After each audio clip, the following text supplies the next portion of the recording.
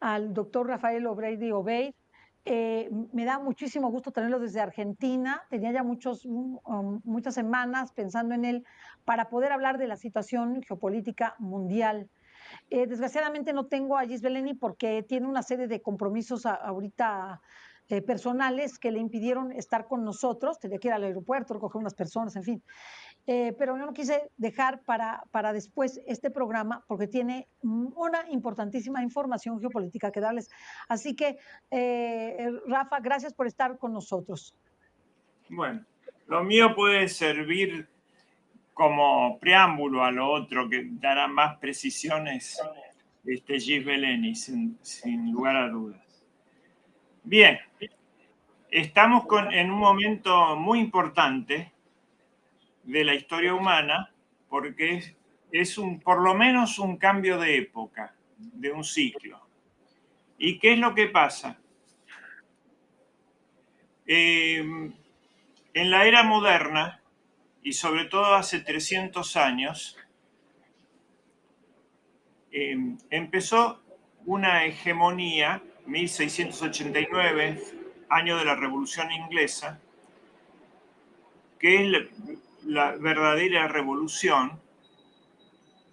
Se estableció un sistema no basado en la religión, le cortaron la cabeza al rey, fue el primer gran regicidio de los tiempos modernos institucional, y sobre ese régimen se hizo un poder del parlamento en el lugar que representaba a la clase adinerada. Ahí se estableció un sistema que pretendía tener la representación popular. Un sistema bipartidista que duró 300 años como modelo del mundo, ¿no? La izquierda, la derecha, pero en realidad era la indefinición en el plano moral y en el plano religioso,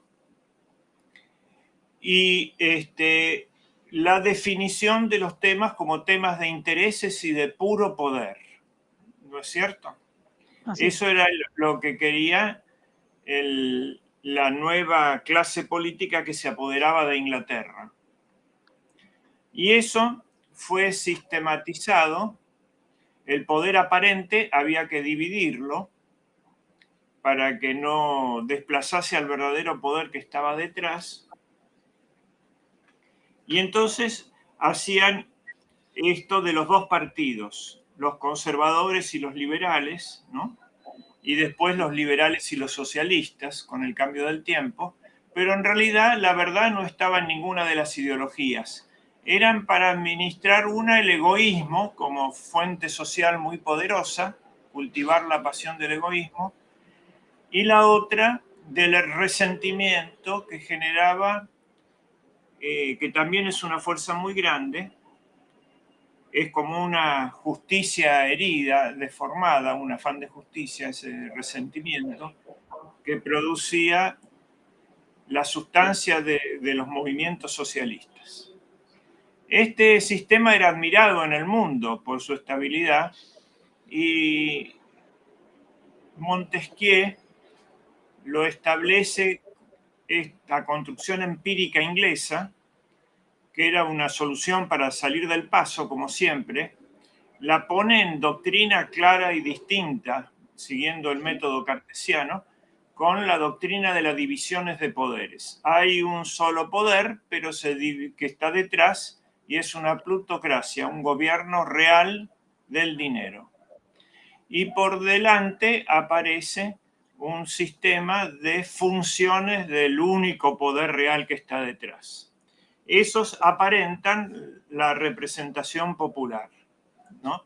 Que es como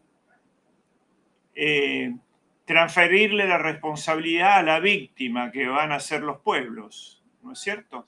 Pero Sí. eso funcionó, y funcionó admirablemente, y les dio el dominio del mundo a los ingleses primero y luego a los norteamericanos, que ya sacan esa apariencia de monarquía y establecen este sistema en base a los tres grupos de poder que hay en Inglaterra, que era, Por un lado, el sistema bipartidista, que cultiva la apariencia, ¿no? Por detrás, el verdadero poder que está es la City,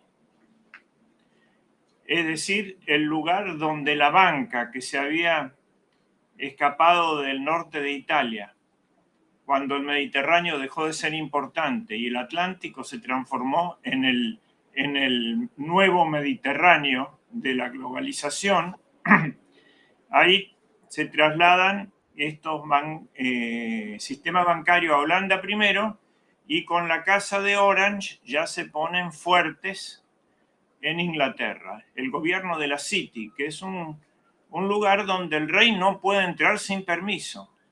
En toda Inglaterra, en cualquier ciudad del interior, etc., el rey entra sin permiso porque es el rey. Para entrar en la City, en Londres, no puede hacerlo sin autorización de las autoridades de ahí.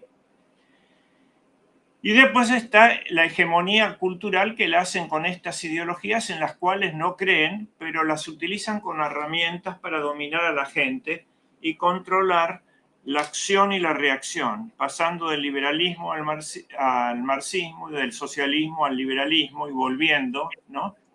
Y haciendo el negocio de la privatización de las empresas estatales que van bien y el negocio, la misma gente, de la estatización, ¿no? De las empresas privadas que andan mal, y entonces se las cargan al erario público hasta que las arreglen.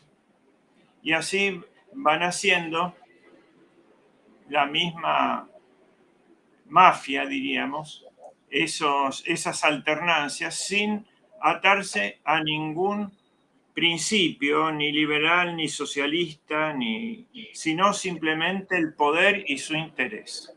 Eso se traslada a Norteamérica, también establecen un sistema bipartidista y establecen ya no el poder de la City, sino el de Wall Street, que vendría a ser. Y la nación, con los otros poderes reales de una nación muy poderosa, como puede ser la industria, el comercio, la agricultura, son finalmente dominadas por la Reserva Federal, por el gobierno financiero. Y un tercer vértice de este poder es lo que vendría a ser Hollywood, es decir, toda la propaganda, que incluso, y la cultura, que termina colonizando factores que en su momento eran disidentes, como Walt Disney, que hacía cosas muy buenas hace 50 años y ahora es una versión más de la corrupción cultural de Hollywood. Ese sistema quebró y tuvo varios cimbronazos. Ese sistema que dominaba el mundo, cada vez que se les podía ir de la mano a los anglosajones, generaban una guerra. Primero, contra Napoleón, que esa fue la Primera Guerra Mundial, de donde salió hasta la independencia de América. Napoleón se fue a Egipto, tocó todos los continentes. Para mí la Primera Gran Guerra Mundial es la napoleónica. Estaban por perder los ingleses por una consecuencia de la Revolución Francesa que era el eco de sus propias ideas en Francia. Y porque un error siempre se degüella a sí mismo, pero retoman el control del mundo con esas guerras napoleónicas. Y tienen 100 años de dominio absoluto del mundo, hasta la Primera Guerra Mundial. Ahí ya había repuntado Alemania, que ellos la habían ayudado a levantarse contra Francia en la batalla de Sedan y en los movimientos anteriores, y nuevamente generan la llamada Primera Guerra Mundial del siglo XX, por lo menos, que es tremenda, y donde caen las monarquías de los imperios centrales, el imperio católico austrohúngaro, el imperio alemán y el imperio del zar. y da ya el triunfo del comunismo y de Norteamérica también. Entonces Europa pierde o empieza a perder la centralidad de la historia. En la Segunda Guerra Mundial, que es la continuación de la primera, también la engendra los ingleses, que alimentan primero a Hitler hasta el año 38 y después deciden sumergirlo para retomar la guerra de control de Europa. Y ahora estamos en una situación similar. Con la caída del comunismo y del muro de Berlín, no por acción de ellos, sino por la resistencia interna de esos países contra un régimen que les venía del occidente, concretamente del socialismo inglés, de la Segunda Internacional. Marx era un empleado del Museo Británico. Ese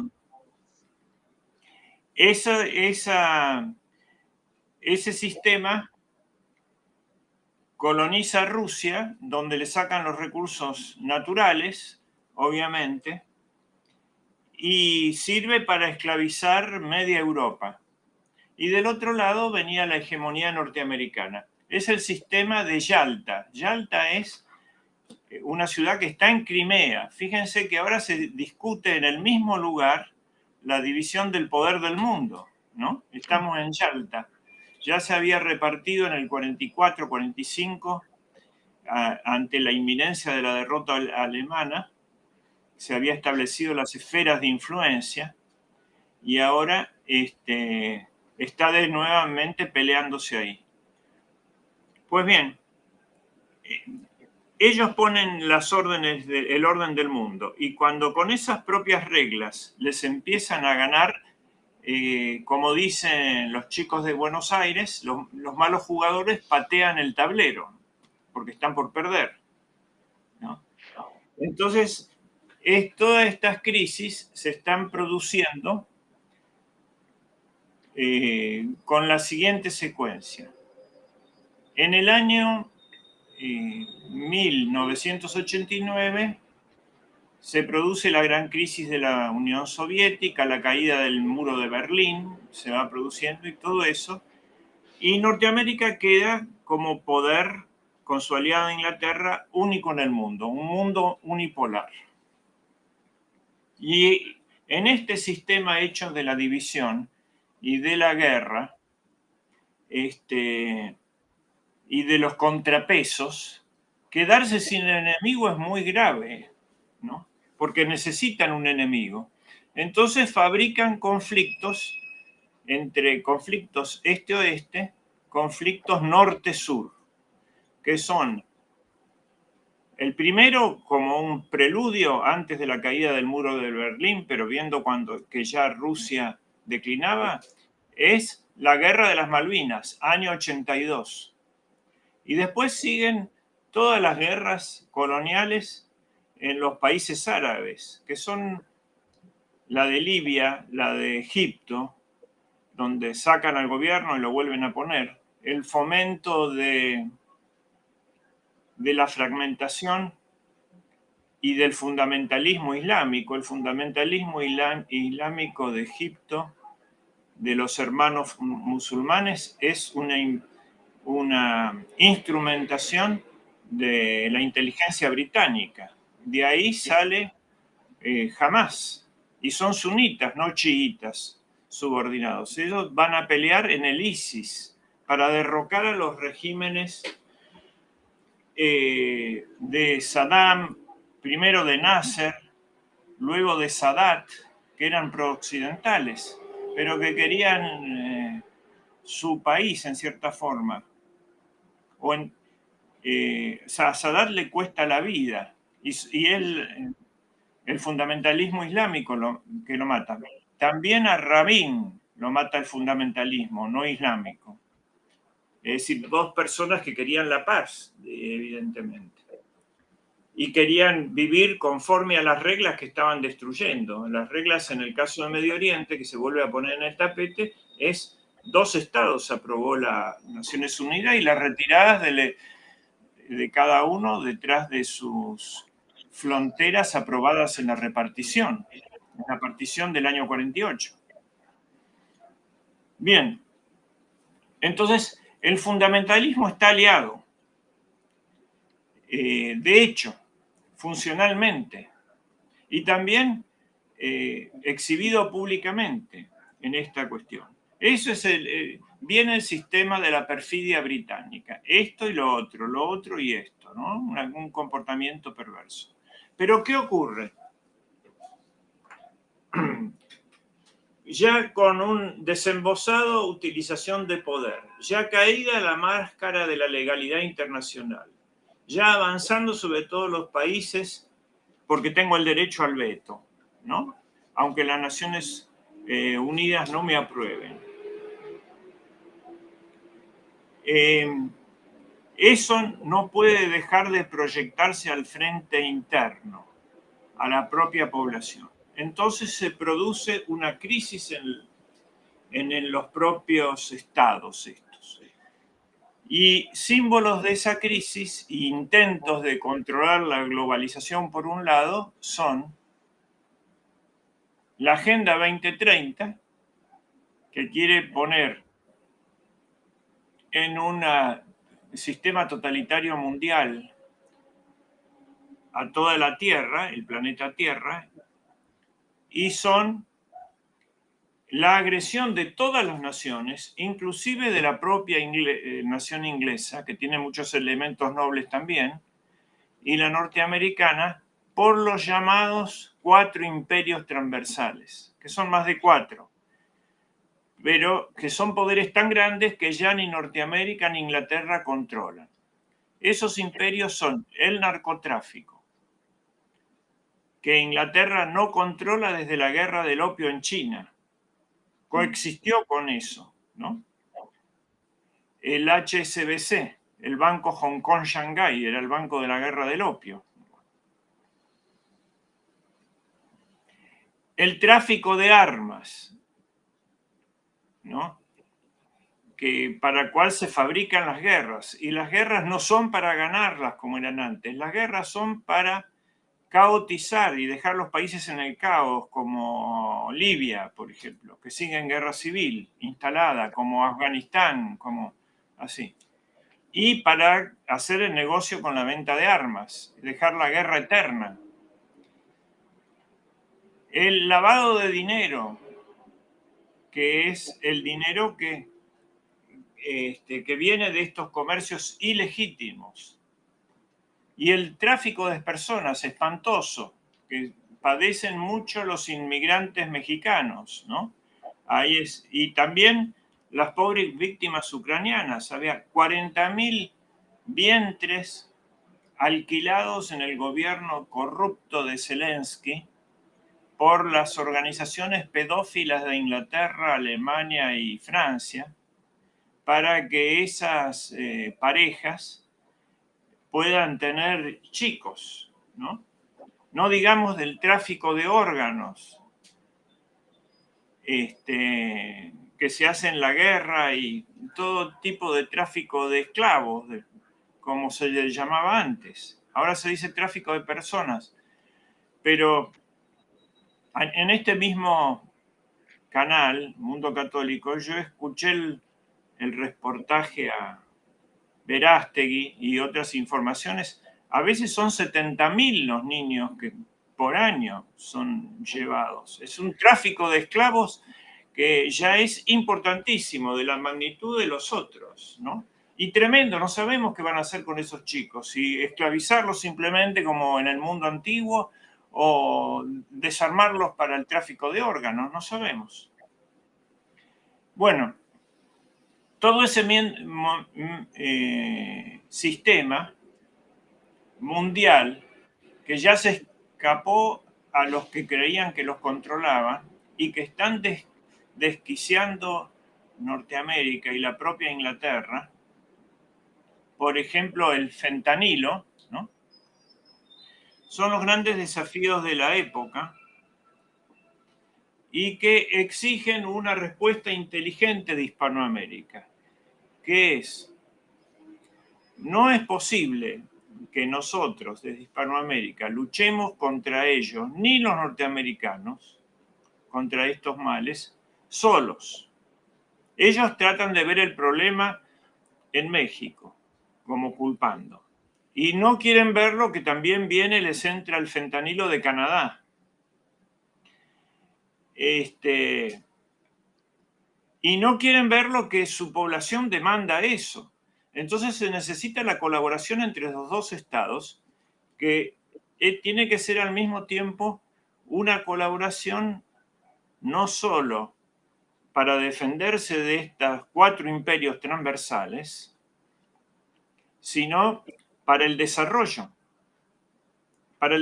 de las dos partes, es decir, no ver los ríos como un límite, ver los ríos como una cuenca, no como una línea que debe desarrollarse, ¿no?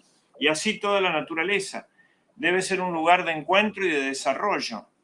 Y un poco la idea de Kennedy, de la Alianza para el Progreso, que los demócratas han abandonado, ¿no? Para ellos el progreso es fomentar la depravación sexual para que no tengan hijos y el tráfico de personas.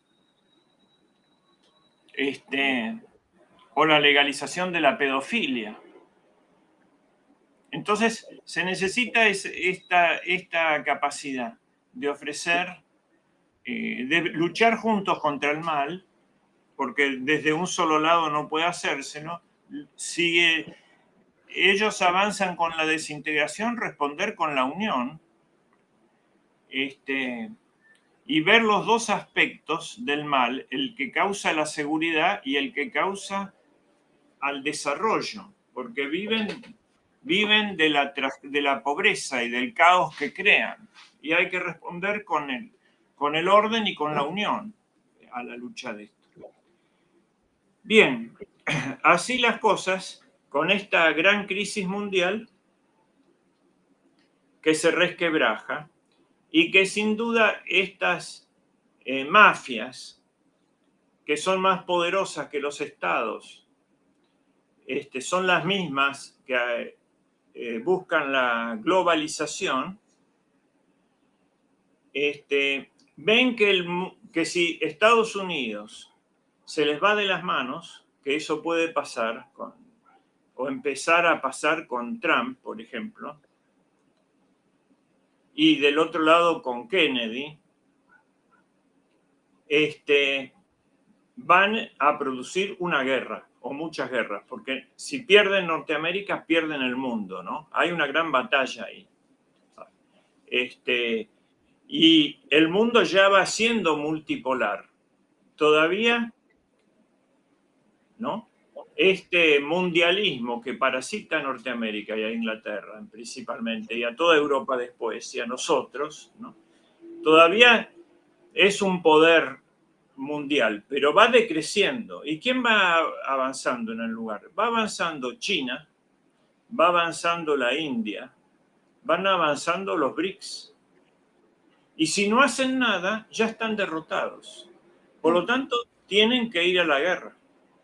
No quieren un mundo multipolar, porque si no se expanden, caen, ¿no? Necesitan un mundo unipolar y no pueden bajarse por su propia ideología a ser una potencia más, la más poderosa, pero no hegemónica mundialmente. Que ese sería el rol al cual deberían aspirar sensatamente. Pero también hay un tema de locura en las élites. Y esa fractura se visualiza por el fracaso ante la pandemia, por la aparición del señor Trump, que es una cosa emergente de una reacción más profunda que él, ¿no? Y más amplia, y por el escándalo de la isla de Epstein, que permite ver a toda la élite tomada de la mano, de Hollywood, de los cabecillas de los pseudo partidos dominantes y así, ¿no? hasta de la realeza británica. Este tema es realmente interesante. Ahora vayamos viendo cómo estalla la crisis y empecemos por describir, en primer lugar, cómo se estableció este proyecto hegemónico de 300 años que ahora fracasa. Se estableció por el dominio del mar. Y el dominio del mar, que es inapropiable porque es por la propia naturaleza del elemento agua, se logra a través del control de los estrechos, que son las llaves de los 7 mares. Es decir, es un imperio, el anglosajón, sostenido en prima facie sobre el comercio, y el comercio del mar, que quiere la tierra, o sea, el gran continente euroasiático africano, mantenerlo dividido, fragmentado, para que no se pueda integrar en sí mismo por tierra y tengan que ir al mar. Y el mar lo controlan ellos por el control de las llaves de los 7 mares, que son Gibraltar, para entrar en el Mediterráneo, o en el Atlántico, en el otro sentido. Suez, que lo hicieron los franceses y los egipcios, pero es la entrada y salida al Mar Rojo y el camino a la India. El estrecho de Bab el-Mandeb, donde Inglaterra controlaba Adén y el Cuerno de África. Luego el estrecho de Malaca, que es la unión del Océano Índico con el Mar de la China, que está totalmente cerrado por bases, etc. El Canal de Panamá, que es la unión entre el Pacífico y el Atlántico, por el centro de América. Y las Malvinas, que es, llegando a la Argentina, el paso, la llave para pasar del Atlántico Sur al Pacífico Sur. Esos serían más o menos los principales estrechos, pero no contemos también que hasta hace poco tiempo relativamente tuvieron el paso de Calais, la ciudad de Francia, controlaban el paso del Canal de la Mancha entre Francia e Inglaterra, y el acceso al mar Báltico, ¿no? Y al mar escandinavo. Entonces, con esto tenían el control de los 7 mares, y por lo tanto el control del comercio del mundo. Frente a esta doctrina, muy vieja ya, porque si nos remontamos del dominio por el mar, fue idea de Fenicia y luego de Grecia, etc. La ciudad más vieja de Europa era Cádiz, hecha ahí justo en el estrecho de Gibraltar, cerca del paso de Gibraltar. Las llamadas columnas de Hércules. El Bósforo, me olvidaba, que es entre el Mar Negro. Todos estos caminos que daban la comunicación y el transporte de la riqueza del mundo por mar. Y se oponía, el almirante Mackinder hizo una doctrina sobre esto, ¿no?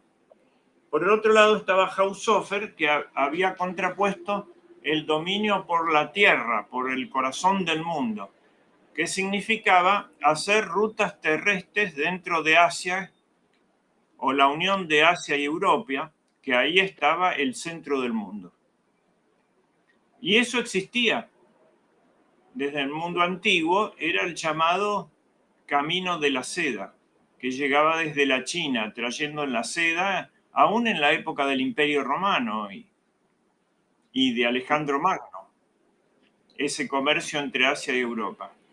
Ese comercio se había cortado, ese camino a la India, en épocas que no existía el Canal de Suez, cuando los turcos se apoderan de todo Medio Oriente y de Constantinopla, es decir, el paso entre el Mar Negro y el Mar Mediterráneo, y el paso y el control de Egipto y por lo tanto de Mar Rojo.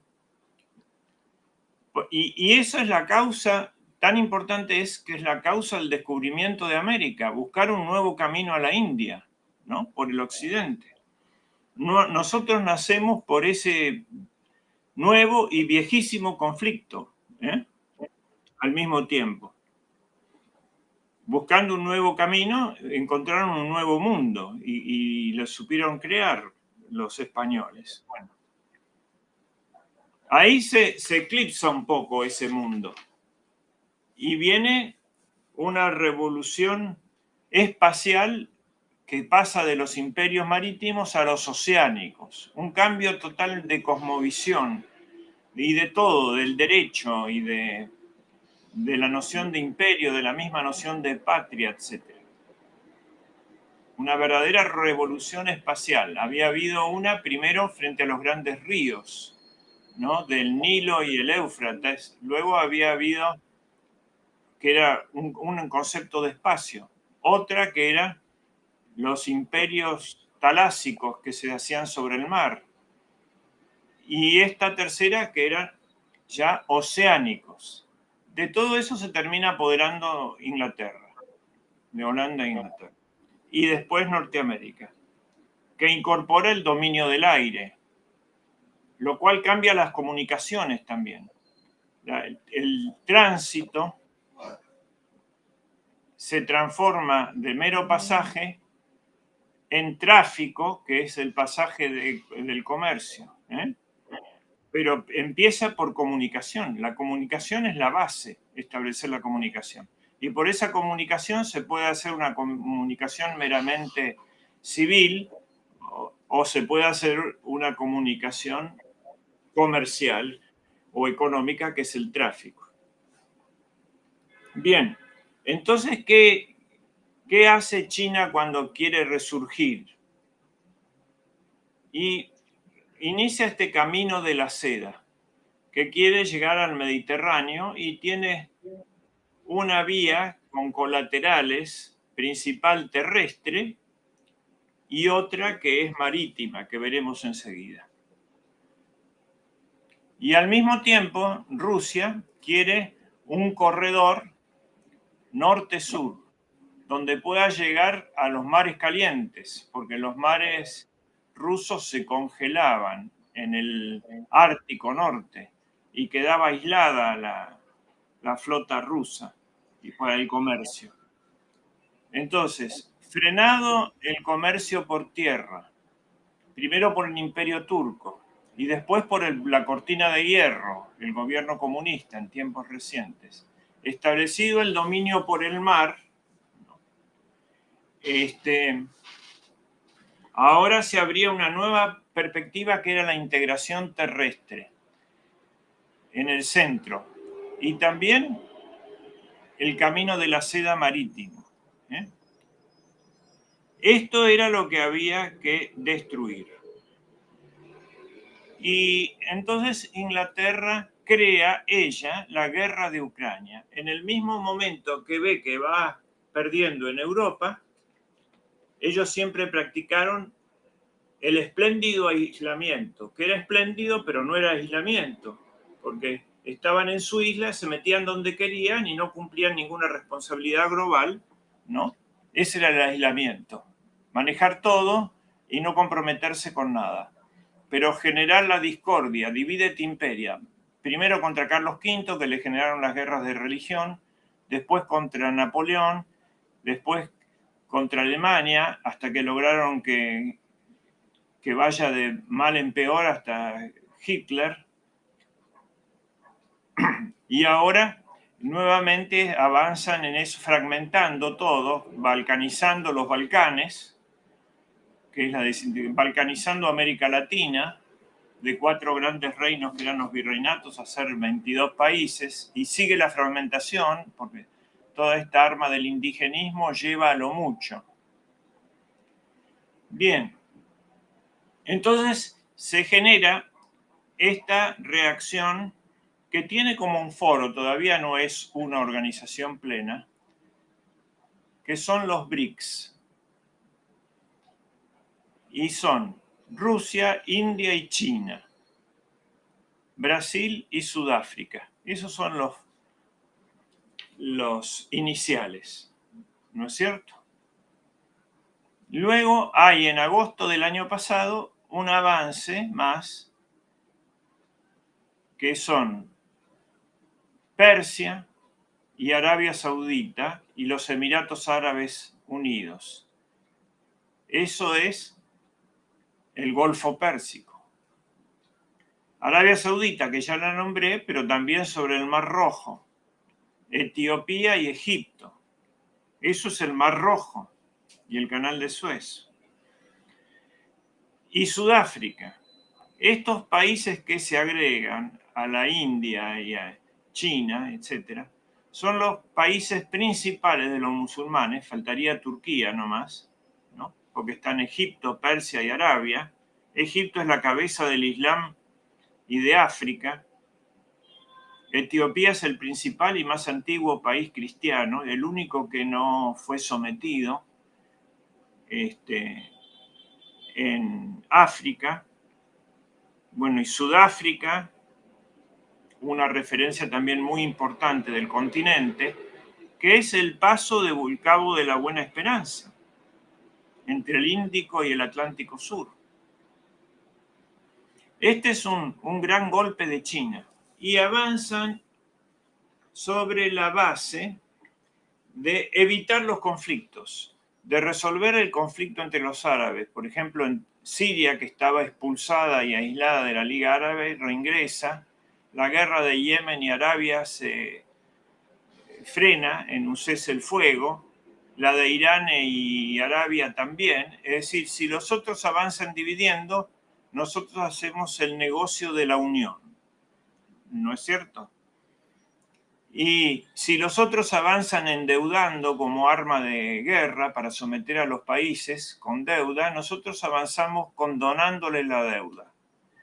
Y así Rusia le levanta a 22 países de África, del Sahel. El Sahel es lo que viene debajo del Sahara, es una gran franja que ya no es desierto, ¿no? Que es de transición para la selva de África Central.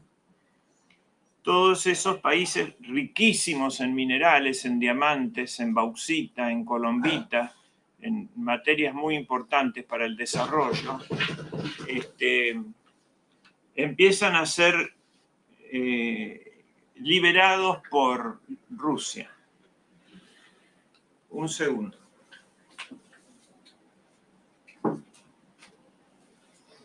Un momento, ahora sigue. Sí. Tomen sus notas. Ahora continuamos. Sí. Esto es lo que está ocurriendo. Y entonces Inglaterra, ¿qué hace? Me retiro de Europa, el Brexit, y les dejo una guerra instalada. La guerra de Ucrania la produce. Entonces, ¿qué hago? Una división. ¿Qué eje este-oeste? ¿Qué camino de la seda? ¿No? Voy a trazar una nueva cortina de hierro que va desde el Polo Norte hasta el Mar Negro. Y Rusia no tiene que llegar al Mar Negro. Llegó a Crimea, Rusia, ¿no?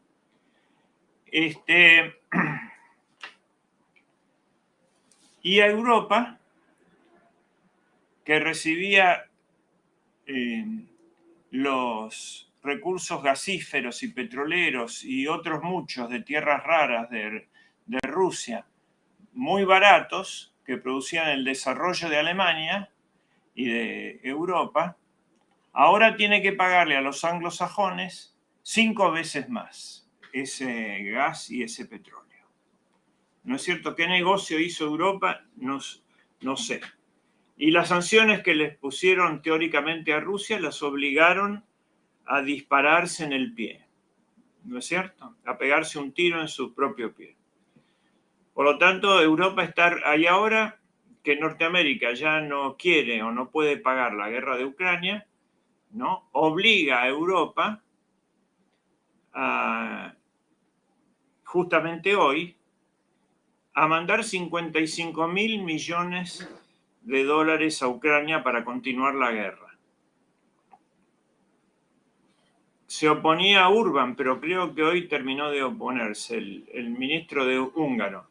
Y Urban se oponía porque a él le quitan la plata que le corresponde del mercado común, la redistribución esa, porque no quiere aceptar la política de género.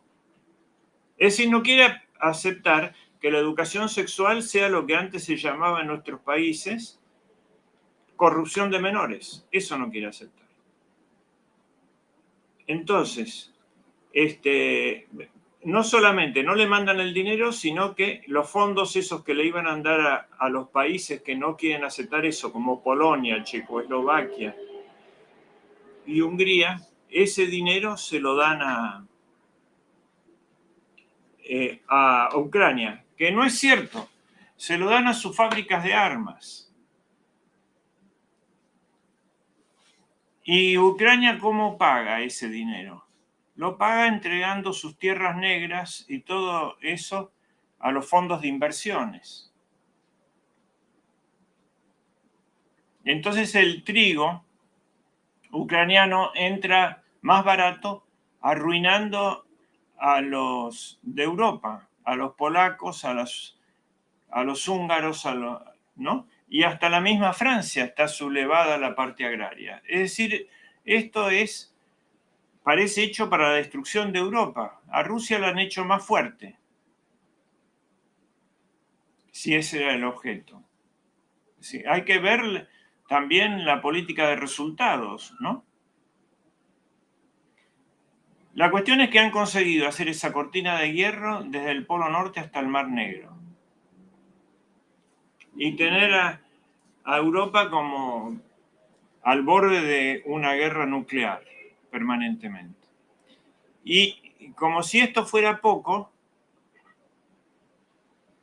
se genera el problema en Medio Oriente, que tiende a expandirse también, y en América Latina el gobierno nuevo de Ecuador está por caer por el narcotráfico, ¿no?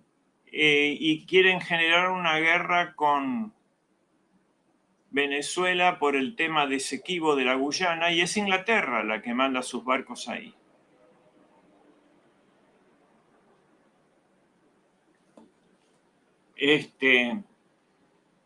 No digamos de los otros conflictos abiertos, adrede, por ejemplo el de Taiwán o el de Corea.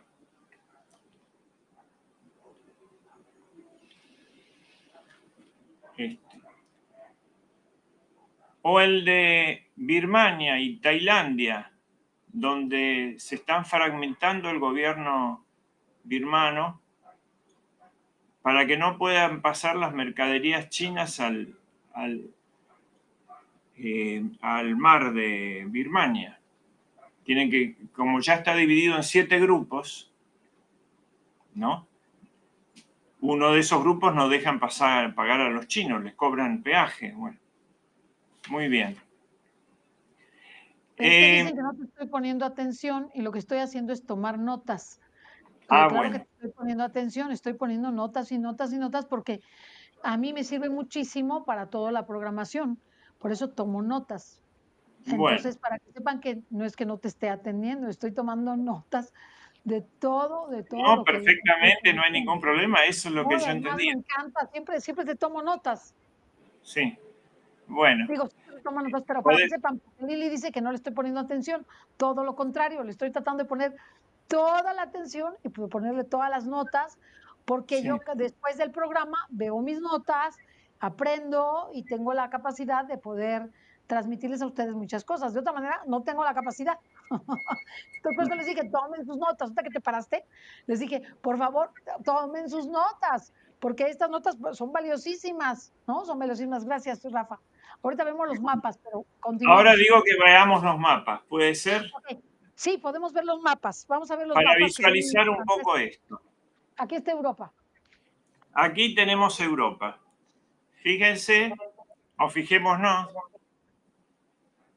cómo se ha trasladado el eje que antes pasaba por Alemania de la cortina de hierro, ahora es hasta la frontera rusa. ¿No es cierto? Sí. Pero eso es toda una zona de desgracia lo que han llevado a esos lugares. Bueno, Terrible. el siguiente. y cómo va Pásame, desde el norte hasta el Mar Negro. ¿me pasas el siguiente mapa? El A ver, siguiente mapa.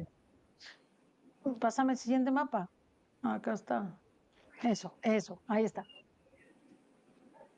Aquí vemos el camino de la seda en amarillo, que va desde la China, quiere llegar a Estambul y justamente pasar por esa zona que ya es de guerra, el Mar Negro, ¿no? Sí. Cruzar el Bósforo. Y por el otro lado, la línea azul, que es la ruta de la seda marítima. ¿Eh? ¿Cómo pasa por el canal de Suez? Que ahora está perturbado su comercio, no cortado totalmente, pero muy disminuido, con gran problema para el comercio de la China y de todos esos países Te quiero que preguntar algo. llevaban sus mercaderías a Europa. Te quiero preguntar, ¿el comercio ya no se hace por tierra, se hace por mar o se hace por los dos? El comercio se hace como se puede por las dos partes, pero por mar sale 72 veces más barato Ok, y permite llevar grandes cantidades. Una cosa es enviar las cosas por camión, otra por ferrocarril. El camión es lo más caro, después de los 200 kilómetros. ok. El ferrocarril es 17 veces más barato que el camión y el gran transporte marítimo es 72 veces más barato. Fíjate. Pero ahora, al tener que perder un mes y en lugar de pasar por el canal de Suez, dar la vuelta por África, se encarece un 40% el flete. Por lo tanto, encarecen todas las mercaderías. Sí. Es decir, están asfixiando a Europa. Esta guerra hay alguien que la perdió ya, que es Ucrania y Europa. Eso la han perdido. Está perdido. O la El están perdiendo tráfico, ahora. el tráfico aéreo, ¿Eh? el tráfico aéreo, sí, es decir, las mercaderías equivale a lo mismo que por tierra en costo, el tráfico aéreo No, de las mercaderías. es mucho más caro por el tráfico aéreo, porque un cerealero puede llevar 500.000, un barco solo, 500.000 toneladas de trigo. Ok, 500.000. ¿Y cuántos aviones se necesitan para mandar 500.000 toneladas de no, no, es una locura. no es Es una locura. posible.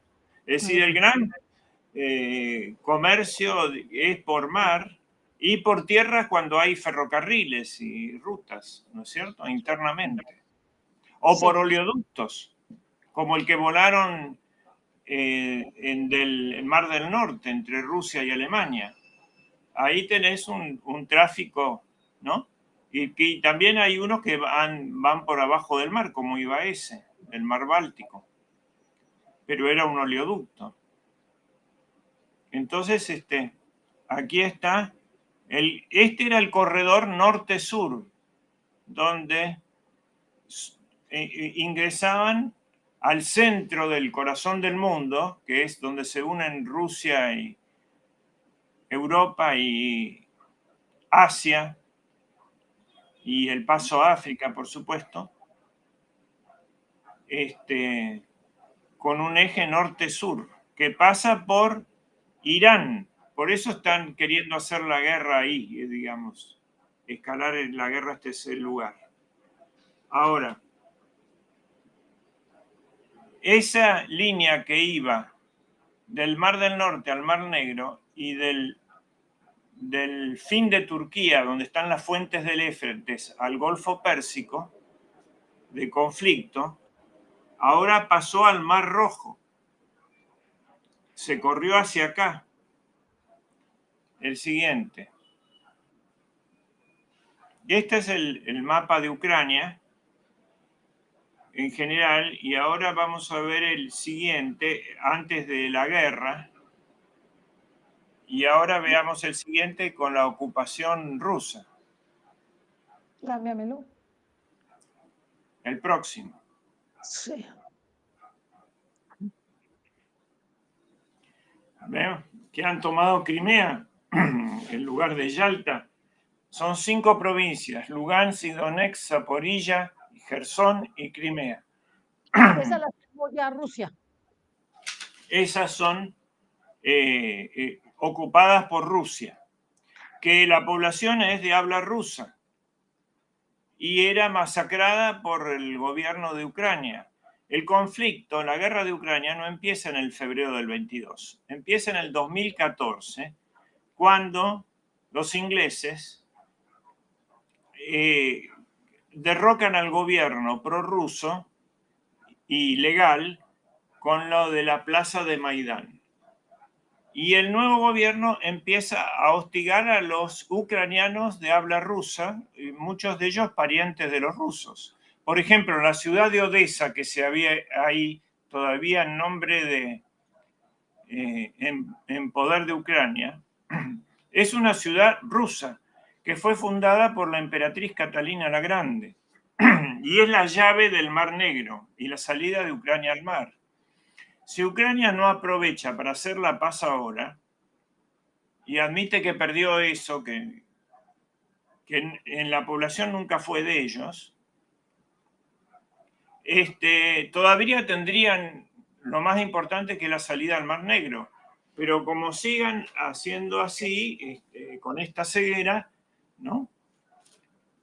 Ya son más de 500.000 bajas que ha tenido Ucrania. ¿Para qué? ¿No?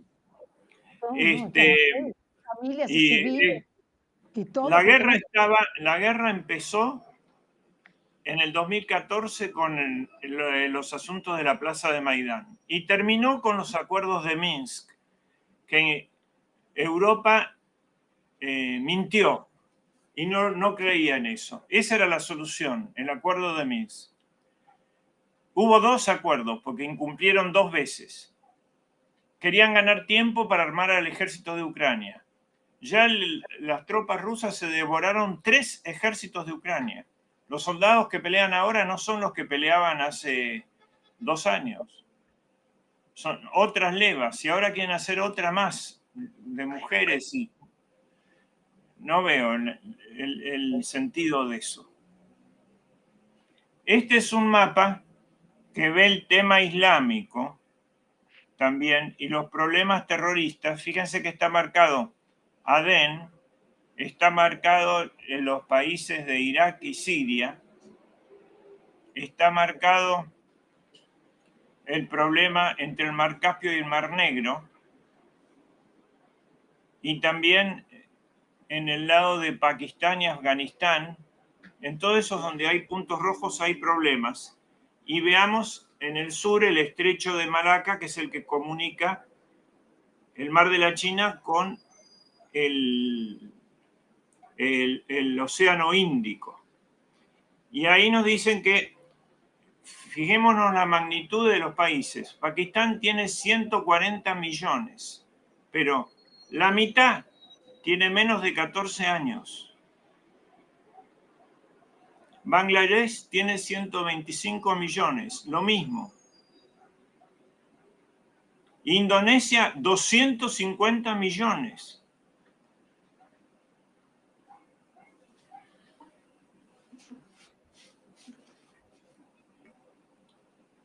Bueno, continuemos. El siguiente. El siguiente. Ahora, bueno, ahora nos vamos acercando al Medio Oriente. Sí. Esas banderitas norteamericanas son las bases que tiene en torno a Irán, que son así. En Siria tienen 22 bases los norteamericanos. En Jordania tienen una cantidad de bases. En Irak tiene 13. Entre Siria e Irak tienen 35 bases. Y en los otros países tienen 8, 12, etc. Todo ese es el despliegue. Ahora, cuando en agosto se firman los BRICS, se traslada la frontera que estaba sobre el Golfo Pérsico, una frontera, al Mar Rojo, donde está ahora. Es decir, se produce ese retroceso y quedan todas esas bases norteamericanas rodeadas de árabes, que ya su mala política los puso, porque no son confiables, porque nunca han defendido, como por ejemplo en Afganistán, ¿no? Se retiraron y entregaron a los talibanes las cosas, y así como hicieron en Vietnam, al gobierno de Madame Nhu ¿no? Abruptamente se retiraron y se lo entregaron a los del norte. Entonces todos esos quedan rodeados de gente, como cuando estaban en Afganistán entre Kabul y Kandahar, ¿no? Por ejemplo, y ocurrió un hecho que es un agravante hace pocos días, justamente el sábado pasado. Ahí fue el caso de la Torre 22, supuestamente de Jordania, que era una fortaleza en Jordania, así se dio la noticia, una base norteamericana que fue atacada por Irán y murieron 3 soldados y hubo 18 heridos. Nada era cierto. La base no estaba en Jordania, país que le pidió a Norteamérica que la defienda del Estado Islámico. Entonces en Jordania estaban legalmente, pero ahí estaban en Siria. La Torre 22 estaba en Siria, no en Jordania, donde están ilegalmente, porque el gobierno legal de Siria, que es el de Damasco, no les permite estar ahí. Y tienen 22 bases, apoyando al ISIS.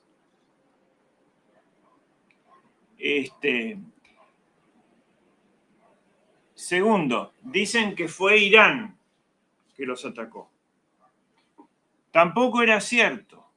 Fue uno de los grupos de ahí que simpatizan con Irán y reciben eso, pero no les dio la orden Irán. Entonces ya los halcones pedían la guerra total con Irán y el bombardeo y arrasamiento de Irán, ¿no? Menos mal que no se hizo, porque fue un dron de ellos que volvió y los destrozó. Eso es muy grave, porque no identificaron al dron, o detrás del dron de ellos que volvía a la base venía un dron del enemigo, que ya dijo quién era uno de esos grupos con los cuales han querido desestabilizar al gobierno de Siria.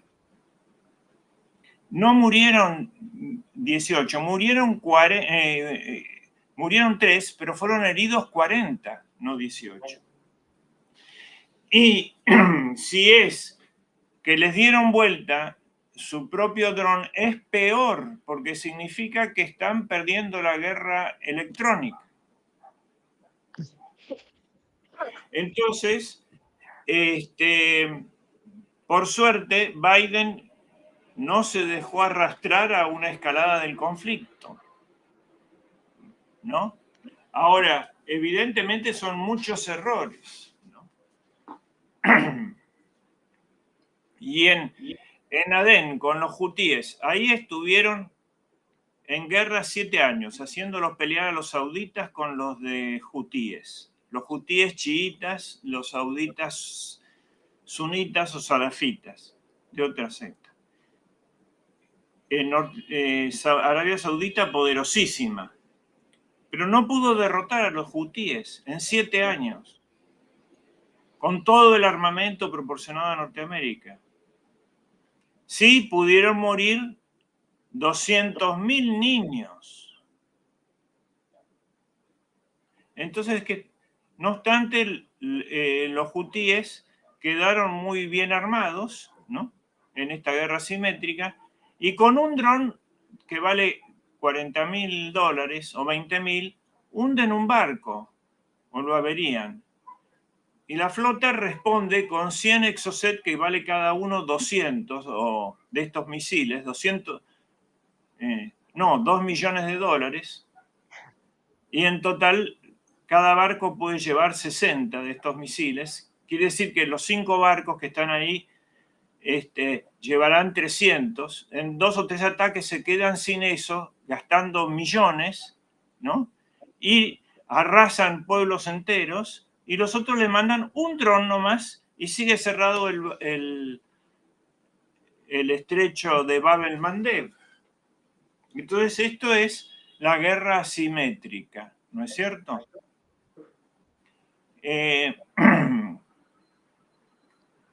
que están llevando ahí. Por lo tanto, es una caldera que sube continuamente sin de presión, ¿no? Y en algún momento puede estallar toda esta cuestión. Yo lo que les diría es que trabajen por la paz, que dejen de cultivar la discordia en esos lugares, ¿no? Todavía se está a tiempo. Bueno, sigamos. Pero veamos cómo está rodeado Irán de bases, ¿no? ¿Y qué ocurre? Esa es otra, esa es otra. Esta es otra que indica lo mismo, ¿no? Pero eso qué quiere decir que o sea, Irán se pone agresivo en el sentido bélico de la palabra, Estados Unidos acaba con él en un segundo. Y claro, y eso es lo que quieren hacer, pero tienen que hacer una guerra nuclear. Porque Irán Porque sí cuenta con armamento nuclear. si lo que hacen es un bombardeo convencional y destruyen todo Irán, lo que van a tener es lo de los hutíes tamaño gigante. Y hay que ver si las otras potencias le permiten esa escalada. En cuanto a armamento nuclear, Irán está, ¿qué es lo que Irán tiene como armamento nuclear? ¿Qué Yo capacidad creo tiene? que no tiene armamento nuclear y que eso lo salva porque justificaría el ataque, ¿no? Sí. Pero sí podría tenerlo. ¿Por Y qué? Por ahora Rusia. Por Rusia. lo que ha hecho Irán cuando le mataron un general hace unos días, escaló un poco el conflicto y atacó las bases pro anti-iraníes que hay en el norte de Siria, en el norte de Irak y en Pakistán. Entonces, a Irán le están fomentando la división de las tribus. En la frontera entre Pakistán e Irán está Beluchistán, que son una tribu que tiene gente de los dos lados de la frontera. En esas tribus le están fomentando el separatismo, como le hacen a la propia Turquía, que es aliado de la NATO, pero le fabrican el problema al kurdo, de la rebelión de Kurdistán. Entonces hacen esas ensaladas de que en Turquía hay, como vemos, hay dos bases norteamericanas, ¿no? Pero al mismo tiempo apoyan a los kurdos que atacan a Turquía. Entonces, esa incoherencia va a lograr que se unan todos. Por ejemplo, Pakistán, ¿cómo actúa Pakistán? Pakistán es el enemigo mortal de la India. La India siempre estuvo del lado de Israel y siempre estuvo del lado de Rusia. ¿Por qué? Porque la India recela de China. Lo que quiere hacer el mundialismo es, lo ideal sería que para su mente maquiavélica, es que se peleen la India y la China. Así se destruyen dos grandes opositores, ¿no? Pero la India y la China tratan de no pelearse. ¿La India qué hace para contrapesar a China? Se alía con Rusia. Desde siempre. Ya desde la época del zar. Las guerras que hubo en Afganistán en la época del zar eran porque el zar y Rusia querían llegar a través de Afganistán a la India para empalmar con su aliado. Es una constante histórica. Y entonces, ¿qué apoya China? Apoya a Pakistán. Es una jugada de cuatro, ¿no? Como un truco jugado por dos parejas. Rusia y la India, Pakistán y la China. Rusia, China y India decidieron hacer un trilátero para no pelearse entre ellos en primer lugar, que son los BRICS. Entonces aquí, ¿qué ocurrió? Desde Pakistán provocan la subversión en el sur de Irán. no los pakistaníes, sino desde Pakistán, con los beluches. Irán, en advertencia, hace como 10 días, ataca esas bases beluches, pero que están en Pakistán. Entonces Pakistán dice que va a responder, ¿no? Inmediatamente la India, que siempre fue prevenida, si Pakistán se pone en pie de guerra, ella también. Entonces, lo que lograron fue que la India, que no estaba tan a favor de Irán como China y como Rusia, se ponga más a favor de Irán. Ahí salió mal ese negocio. Y China enseguida le dijo a Pakistán que no escale. Actuó como un moderador. Que no escale porque era una trampa para todos ellos eso. Bueno, así estamos, ¿no? El siguiente. Parece terrorismo, me parece. Esta, dos frentes, Hamas y Hezbollah.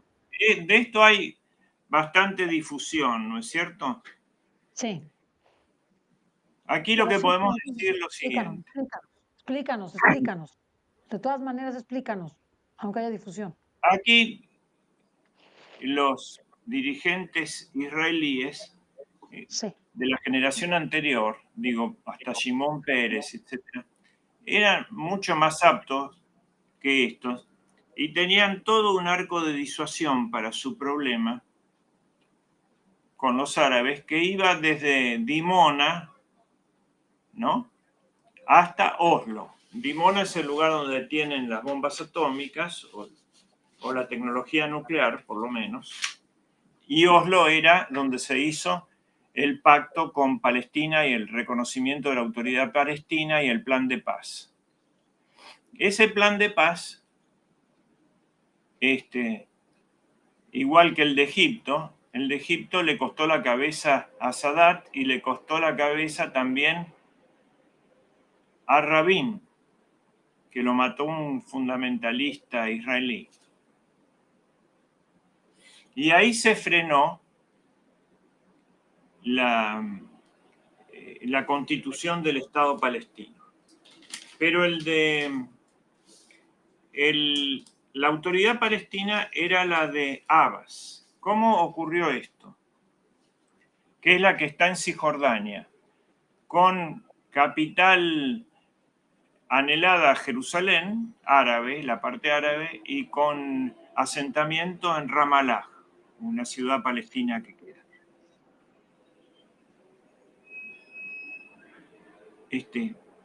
¿Qué ocurrió?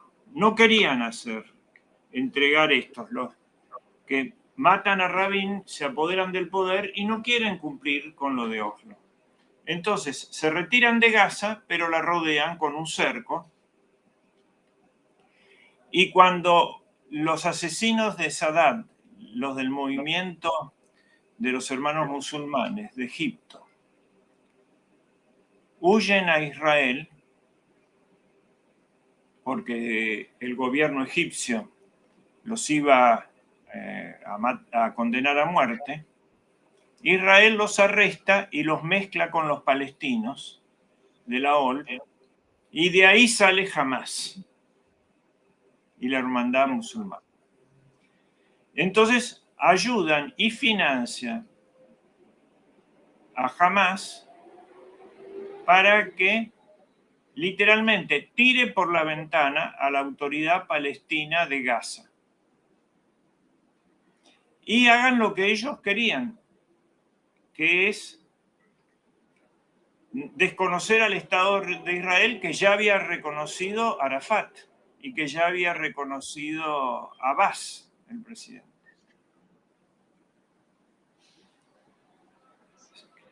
Y estos que son sunitas, es decir, de la mayoritaria tendencia del Islam, iglesia diríamos nosotros, como si fueran los católicos dentro del cristianismo, eran enemigos jurados de los chiitas, que tienen sede principal en Irán, que casi todo el mundo iraní es chiita. Entonces, ¿qué hacen? Los de Hamás, inventados o patrocinados por el Estado de Israel para hacerle inmanejable a la autoridad palestina, cuando empiezan estas primaveras árabes y estos estados islámicos, que son un invento inglés, para desestabilizar a los gobiernos de Siria, de Irak, de Mubarak, de todo el mundo árabe, cuando estalla el tema en Siria, los de Hamás pelean del lado del ISIS, del Estado Islámico.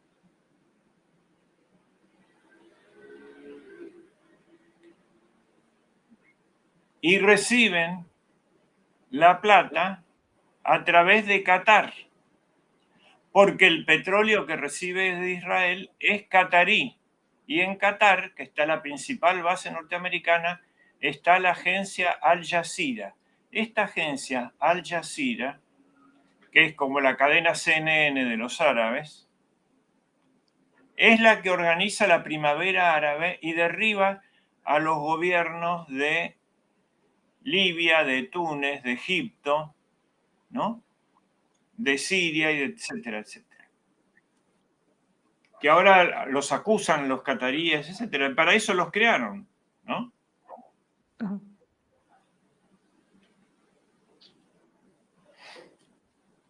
Enemigos de los cataríes son los sauditas, porque les llegaba el turno a ellos de la primavera árabe, y los de los Emiratos Árabes Unidos. Cuando los sauditas hacen el pacto con Trump, Trump los autoriza a que terminen con el tema de Qatar. Y empiezan las operaciones, cortan las relaciones. Qatar es una península. Entonces cortan el tránsito entre Qatar y el resto de Arabia. Y en ese momento los generales los van a ver a Trump y le dicen, pero ahí está nuestra principal base en Qatar. ¿Cómo hace eso? Y él dice, yo no sabía, así se maneja el mundo, ¿me entiendes? Yo creí que nuestra base estaba en los Emiratos Árabes Unidos. Sí tenemos, pero la principal es Qatar. Y en Qatar se hace el pacto de Norteamérica con los talibanes para retirarse sin ni siquiera avisarle a sus aliados occidentales que estaban ahí en la retirada que ocurrió al principio del gobierno de Biden. Es decir, que Qatar es como un mostrador, digamos, para servir, para entraveser algo de... Ahora Qatar está mediando entre Hamás e Israel sus sucesivos intentos de tregua. Bueno. Ahí está interviniendo mi ayudante, ¿no?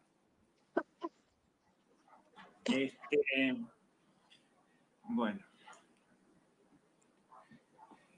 Bien. Dejemos esto entonces para profundizarlo otra vez, ¿no es cierto?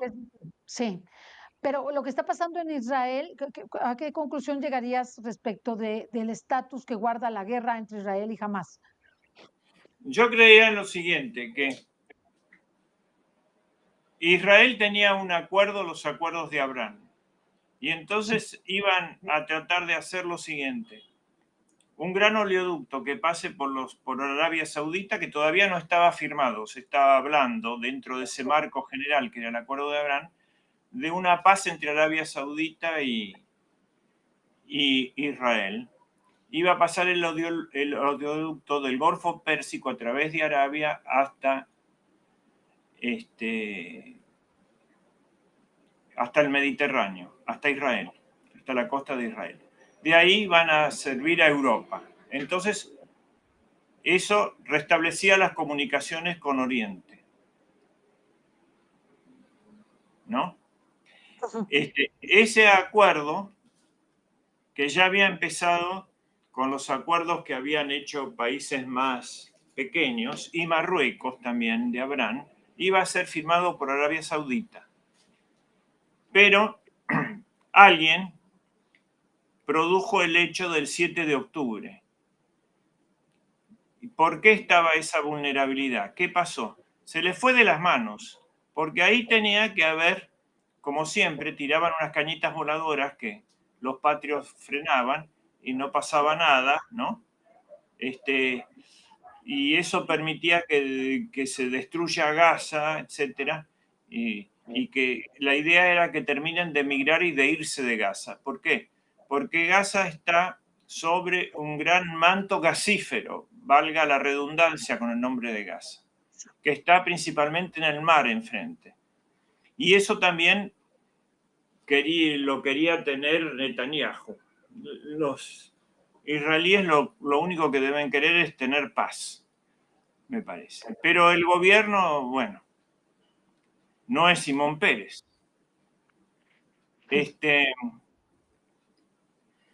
Entonces, ¿qué pasó? Egipto no permitió recibir los refugiados, como otras veces. Habían ido a parar al Líbano, a Jordania y a los costados, ¿no?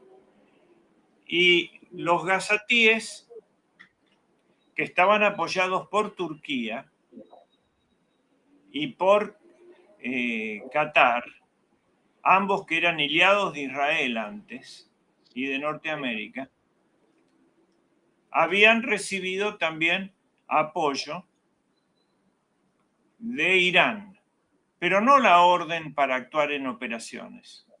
Como quieren escalar la guerra a Irán, decían eso. Pero de hecho, los de Hamas pelearon contra Irán en Siria y en Irak, del lado del ISIS. Los guerrilleros, no la pobre gente que está atrapada ahí, ¿no? Esa es la cuestión. Entonces, como la guerra duró mucho, las guerras, Israel siempre gana las guerras en 6 días o en una semana. Esta vez duró mucho más de lo pensado y se fijaron un objetivo que es muy difícil de alcanzar, que es exterminar a Hamas, porque ya no debe estar ahí, ¿no?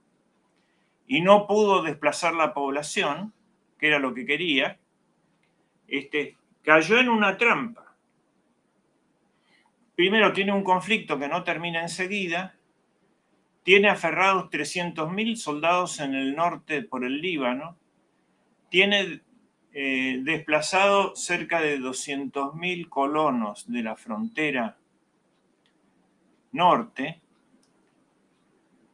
que son refugiados judíos en el sur que no pueden volver a su casa. Tienen cerca de la misma cantidad de gente que está así movilizada, de reservistas que no aportan a la economía. Tienen 600.000 de clase media alta que se han ido de Israel y que son los que están en el avance del tema de sistemas. Le está saliendo esto muy molesto y sobre todo el capital que tenían por el tema del holocausto lo están dilapidando, el capital de simpatía de la humanidad por eso, por este empecinamiento, ¿no? Bueno, y además hay cosas muy inexplicables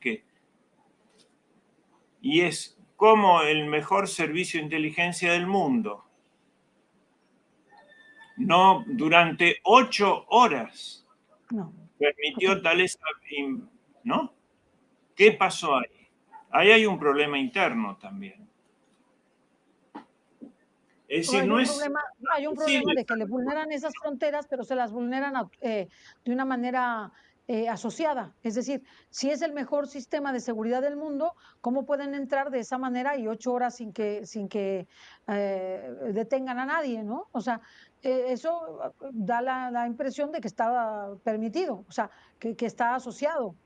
Está asociado, es decir, no iban a entrar de una manera cualquiera. O sea. Claro. Es decir, a lo mejor creían que iban a permitir un desmán que les permita la invasión, no sé. Son especulaciones, ¿no? Pero Sí, ellos excedieron de tal forma que crearon un desprestigio del ejército israelí, ¿no? sí, Que es muy respetado en Israel y que podía ser un factor de desplazamiento de Netanyahu como venían las cosas, porque estaba muy impopular en los días antes, ¿no? No obstante, después, frente al ataque, naturalmente se galvanizó eh, lo que se quedó en torno a él. En ese sentido, ganó porque lo estaban por derrocar, pero claro, se le quebró el pacto con Arabia Saudita, sí. ¿no? Ahora hay 15.000 chicos muertos en Gaza que impiden ese pacto. Y con lo cual se arruinó toda la política de Biden para el Medio Oriente. Sí, todo, se arruinó todo. Se arruinó todo, es decir, y se trasladó el frente del Golfo Pérsico al Mar Rojo. Esa línea norte-sur que llegaba hasta el Mar Negro, ahora han conseguido dividir el mundo hasta el Mar Rojo. Y Egipto, que es prooccidental, está muy perjudicado por la disminución del tráfico en el canal de Suez. Y no es por lo que ocurre directamente en el canal de Suez, es por lo que ocurre en la entrada sur del Mar Rojo. ¿Cuál sería la Entonces, expectativa? eso le genera problemas a todos los aliados, Sí, ¿no? Y a todos los que quieren la paz en el lugar, una cantidad de cosas que... Y esas presiones se pueden hacer si se logra el objetivo en una semana, como fue las otras cosas, pero no si va durando meses. no lleva meses ya. ¿Tú crees que vayan a tener un alto real al fuego?